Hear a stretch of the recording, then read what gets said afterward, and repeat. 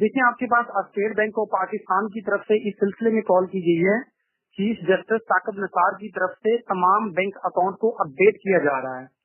आपका account update ना होने की वजह से ब्लॉक किया जा रहा है, सस्पेंड किया जा रहा है।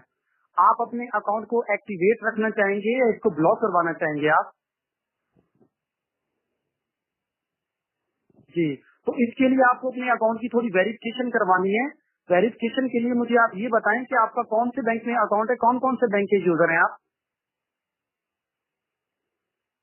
जी बिल्कुल राइट। तो आपका एटीएम कार्ड बना हुआ है? जी बिल्कुल ठीक हो गया। तो अभी आपने मेरे साथ होल्ड पे रहना है। मैं आपकी कॉल सुपरवाइजर के पास ट्रांसफर कर रहा हूँ। वो आपसे आपका शनाख्ती कार्ड नंबर पूछेंगे और बैंक अकाउंट की थोड़ी डिटेल पूछकर आपके अकाउंट को अपडेट करके आपको अपडेशन का मैसेज भी करेंगे। ठीक है, आपने मेरे साथ अभी होल्ड पे रहना है। मैं आपकी कॉल सुपरवाइजर के पास ट्रांसफर कर रहा हूँ। ओके।